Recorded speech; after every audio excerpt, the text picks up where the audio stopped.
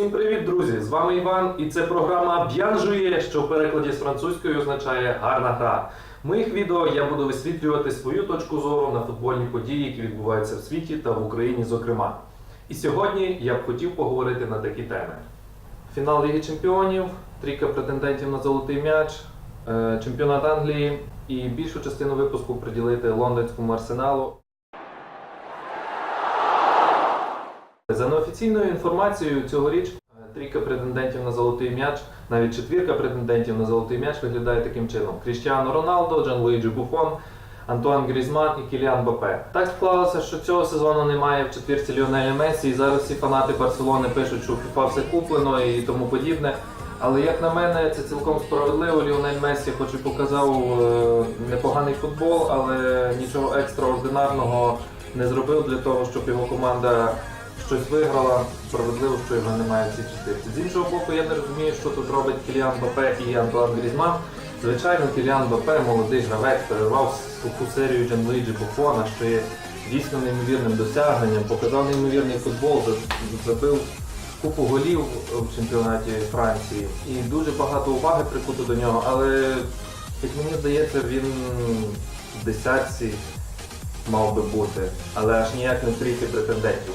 Так само Антуан Грізман цього сезону він не показав нічого особливого, щоб бути в трійці претендентів. Моя трійка претендентів виглядає таким чином: Кріштіану Роналдо, Джанлуїджі Буфон, Неймар або Суарес. На мою думку, золотий м'яч отримає Кріштіану Роналдо цьогоріч, але все, звичайно, буде залежати від того, хто виграє фінал Ліги Чемпіонів. Я би хотів, щоб це був Кріштіану Роналдо, тому що відбудеться світова рівновага глорії у світі, що є дуже добре.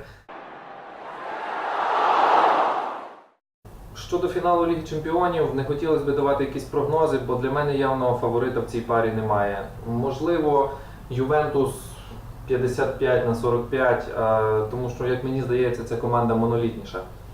Але так само це буде залежати від того, як Зінедін Зідан налаштує Кріштіану Роналду. Тому що, як ми могли бачити в попередніх матчах проти Атлетіко, проти Баварії, коли Роналду йде гра, то суперникам не перевести. І так, зараз купа неадекватних людей почнуть писати, що він забивав з офсайду і бла-бла-бла-бла-бла-бла. Але повірте, ті, хто грають, ті, хто грав в футбол, ті, хто грає в футбол, розумієш, що коли ти на полі, ти не дивишся, ти не слідкуєш за офсайдами, ти у грі, і тому Роналдо аж ніяк не думав залізти в офсайд, щоб забити гол. Щодо цих команд, то це буде дійсно грандіозний фінал, тому що Реал Мадрид може вперше в історії світового футболу виграти Лігу Чемпіонів другий раз підряд, що не вдавалося до цього нікому. З іншого боку, Джанлуїджі Буфон в фіналі міг би виграти свій перший титул Ліги Чемпіонів, і це дійсно було би велике досягнення для великого гравця, і після цього можна було би завершувати кар'єру. Далі хотілося б поговорити про чемпіонат Англії. Як на мене, найбільш видовищніший і найбільш цікавий чемпіонат. Перш за все, хотілося б привітати команду Антоніо Конте з перемогою, з першим місцем. Дійсно заслужено Челсі стало чемпіоном цьогоріч. І для мене відкриттям став Канте, тому що, як я вважаю, це 80% успіху Челсі, це просто стіна в півзахисті цієї команди. Як на мене, заслужено він здобув звання гравця АПЛ за версією журналістів та професійних футболістів. І, звичайно, також неймовірна заслуга Антоніо Конте. Це перший тренер, якому вдалося схемою в 3 захисника показати дійсно високоякісний футбол, що не вдавалося до цього нікому в чемпіонаті Англії. Тому вітаємо з заслуженим чемпіонством цю команду. Далі Тоттенхем, і так само вперше за 18 років сталося так, чи можливо навіть і більше. За період роботи Арсена Венгера в Арсеналі Тоттенхем перший раз фінішує вище, ніж лондонський Арсенал. Команда дійсно вже на протязі 2 сезонів показує якісний футбол. І Тоттенхем має в своєму розпорядженні дійсно гравців світового класу. Це Гаррі Кейн, це Делі Аллі, молода зірка. Але, як на мене, запорукою успіху в цій команді є найбільш недооцінений їхній гравець – це Еріксон. І я вважаю, що якби не він, команда не змогла б показувати такого футболу. І, звичайно, це заслуга тренера Маурісіо Почеттіно і, на жаль, зовсім трішки не вистачило Тоттенхему для чемпіонства, тому що Челсі зараз дійсно дуже сильне. Щодо 3-4 місця, це Манчестер Сіті і Ліверпуль. Ну, щодо Манчестер Сіті, як я вважав і напевно, що буду вважати, Пеп Гвардіола не є сильним тренером. І йому просто пощастило працювати в тій Барселоні. І в такому сильному колективі, як Баварія, я не хочу сказати, що Манчестер Сіті слабка команда, але, на жаль, це не команда для тікі-такі, це АПЛ, і тут потрібно битися і придумувати щось нове. Як ми можемо побачити, навіть попередній тренер Мануель Пелігріні показував набагато більш кращі результати. Щодо Ліверпуля, то на даний момент мені найбільше подобається гра цього колективу. З приходом Юргена Клопа Ліверпуль дійсно заграв такий футбол, на який хочеться дивитися. Це молода, амбітна команда, яка виграла у всіх лідерів, і зараз багато фанатів пишуть: «О, Клопа потрібно звільняти, бо ми програємо аутсайдерам». Ви розумієте, як на мою думку, то в Ліверпуля до Клопа взагалі гри не було. А зараз на команду приємно глянути. З'явився малюнок в грі. І я думаю, що декілька покупок в наступному сезоні, і якщо вони отримають своїх лідерів, то Ліверпуль дійсно може боротися за чемпіонство. А зараз я би хотів поговорити про Арсенал, бо те, що відбувається в лондонському клубі зараз, це просто довбана лажа. Я вболіваю за цей клуб 10 років, і з року в рік ми можемо бачити, що Арсен Венгер виходить до фанатів і каже: «Ми будемо боротися за чемпіонство». І займає з 2-ї по 4-ту позицію, і купа жартів про те, що Арсенал завжди 4-й, хоча це не так. І якщо я не помиляюсь, Арсенал займав 2-ю і 4-ту позицію однакову кількість разів. Це не є основною проблемою. Ту ж саму історію ми можемо спостерігати з трансферами. Коли перед стартом трансферного вікна Арсен Венгер виходить до журналістів і каже: «Ми будемо боротися за зірок світового масштабу». І підписує Лукаса Васкеса за 20 мільйонів. Оце трансфер. Деякі гравці взагалі не розуміють, що цей чудак робить на полі. Або підписує гравців з 3-ї ліги Франції і каже: «Та це ж Патріс Вієра, це не Патріс Вієра, камон». І так само немає ніякого результату. Вже, напевно, діти по селах ходять з плакатами «Венгер аут». Я не буду цього робити, показувати якісь плакати чи казати щось погане про Арсена Венгера, тому що я зараз не бачу банально наставника, який би міг прийти в Арсенал і підсилити цей клуб. Зараз ходить багато чуток про те, що Максиміліано Алегрі прийде в клуб. Я б не хотів бачити цього тренера в Арсеналі. Я поясню чому. Команда Ювентус – це команда, яку збудував Антоніо Конте. Це моя суб'єктивна думка. І Максиміліано Алегрі її вміло дошліфував, що дійсно так само нелегко не зіпсувати те, що зробив попередник, і вивести команду двічі до фіналу Ліги Чемпіонів за 3 роки. Це дійсно серйозне досягнення. Максиміліано Алегрі не підходить Арсеналу прямо зараз, бо Арсеналу потрібна перебудова, створювати щось нове, реінкарнація, ламати систему повністю.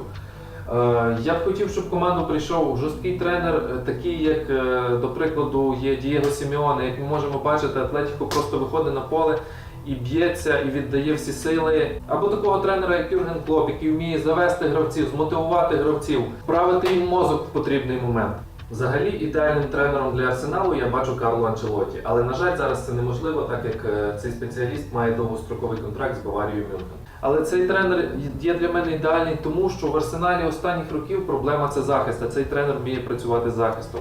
Так само ходять багато розмов про те, що Тухель прийде в команду.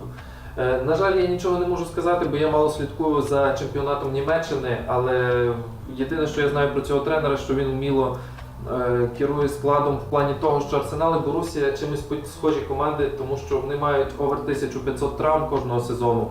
І Тухель дійсно вміє знаходити резерви для того, щоб боротися на рівних з тією ж самою Баварією, маючи в складі тільки одного здорового Абумеянга, як це показало більшість матчів. Можливо, я б хотів побачити в ролі наставника Луїса Енріке, бо цей тренер знає, як вигравати трофеї, знає, як мотивувати гравців, що ми могли неодноразово побачити на прикладі Барселони. Так, Барселона – це не Арсенал, але мені здається, що в цього тренера вийшло би попрацювати в нашому клубі. Що думаєте ви в плані цього? Якого тренера хотіли би бачити ви в Арсеналі? І чи вважаєте ви, що Арсену Венгеру потрібно йти геть? Пишіть в коментарі, мені цікаво почитати. Наступною проблемою є, як я вже і сказав, трансфери. Тому що те, кого ми підписуємо, і те, хто зараз є, і ті гравці, які зараз є в Арсеналі, це просто щось жахливе. Половина гравців не відповідають зовсім рівню клубу. І Арсенал з року в рік, на жаль, перетворюється на команду середняк, в клуб, який взагалі не хочуть йти інші гравці. Візьмемо, до прикладу, Манчестер Юнайтед. Хто є в списку претендентів на перехід Манчестер Юнайтед в наступному сезоні? Антуан Грізман, Гарет Бейл, Хамес Родрігес. Кого хоче підписати Арсенал? Леміна, здається, чи Леміна з Ювентусу, я перепрошую, я не знаю точно його прізвище. І це ще раз підтверджує те, що в Арсенал банально не хочуть йти гравці. І в чому проблема? Я не думаю, що тільки проблема в тренера, проблема так само в керівництві. І зараз фанати вважають, що Арсен Венгер є основною причиною усіх від клубу, і те, які результати займає команда, це є тільки вина Арсена Венгера і більш нікого. Але я так не вважаю, тому що в футбол грають гравці, і коли вони банально не бажають битися на полі, це помітно, і тренер нічого не може змінити в цій ситуації. Підтвердженням моїх слів є гра Барселона-ПСЖ, коли Барселона виграла 6-1. Звичайно, їх змотивував тренер, але в футбол грають гравці. І гравці виграли цей матч, а не тренер. І в більшості матчів Арсеналу відбувається так, що гравці просто не бажають грати. Але мене вбиває реакція Арсена Венгера, який нещодавно знову вийшов до журналістів і сказав: ну, 5-те місце це не є трагедією з фінансової точки зору. І, звичайно, ми б хотіли битися на найвищому європейському рівні, але це не буде катастрофою для нашого клубу. І тому я кажу, що Арсенал перетвориться в середняка з року в рік. Я не думаю, що Арсен Венгер не хоче вигравати Лігу Чемпіонів, не хоче вигравати чемпіонат Англії. Ви подивіться просто, як грає в Арсенал в останніх матчах. Після того, як ми втратили всі шанси на те, щоб попасти в четвірку, команда починає вигравати в усіх команд, бо гравці тупо себе зараз продають. А до того, що їм мішало грати, що їм заважало показувати футбол, що їм заважало битися за клуб. Зараз в Арсеналі такі гравці, які грають тільки коли в них є настрій, всі знають, про кого йде мова, або тільки проти слабких команд. І єдиним гравцем в Арсеналі, який дійсно б'ється і віддає усього себе на полі, це є Алексіс Санчес. Але, на жаль, я нещодавно прочитав, що він має попередню домовленість з Мюнхенською Баварією. Я б дуже не хотів, щоб Алексіс Санчес переходив в інший клуб, тому що він би дійсно міг стати легендою Арсеналу, він міг би стати новим Тірі Анрі для цього клубу. І його статистика свідчить про це. 0,5 голів в середньому за матч – це феноменальний показник, як на мене, в чемпіонаті Англії. Щодо гравців, які зараз знаходяться в Арсеналі, як я вже і сказав, це гравці, які підходять для середняка чемпіонату Англії, але аж ніяк не для Арсеналу. Хто ці гравці? Хто Івобі, Монреалі, Гіпси, Жиру, Велбекі? Арсеналу потрібні гравці, які прямо зараз можуть виграти для них титул, повести команду за собою. І перш за все вони потребують нормальних захисників. Бо після того, що зробив Азар з Коклейном, коли той зробив потрійне сальто, а далі Азар просто на замасі поставив двох захисників, тоді Чех взагалі не розуміє, де він знаходиться. Він починає шукати, а де Іванович, а де Террі. А їх немає. В захисті тільки Габріель з такими очистками, які взагалі не розуміє, що відбувається на футбольному полі. Тому я надіюся, в цьому сезоні Арсен Венгер схаменеться і підпише нормальних захисників. Можна ж купити того ж самого Фабіньо чи Коломана з Евертона. І я, звичайно, впевнений, що Арсен Венгер дивиться мої випуски, тому я хочу звернутися прямо зараз до нього. Будь ласка, купи захисника, купи нормального захисника, не потрібно купляти хлопців з 3-го дивізіону Франції. Ходять чутки, що вони хочуть підписати Кіліана Мбаппе за 100 мільйонів тим більше. Цей хлопчина не справиться, по-перше, з тиском, бо від нього зараз вимагають гри, як від Ліонеля Мессі і від Роналду вкупі. Але так само він не коштує цих грошей. На мою думку, він коштує максимум 20 мільйонів. Бо ми маємо приклад розпіареного Ентоні Мартіаля, якого вважали другим Тірі Анрі. І як ми зараз бачимо, він не показує зовсім тієї гри, якої від нього очікували. Я би хотів бачити в клубі таких гравців, як Лукаку, як Лаказет, як Мората.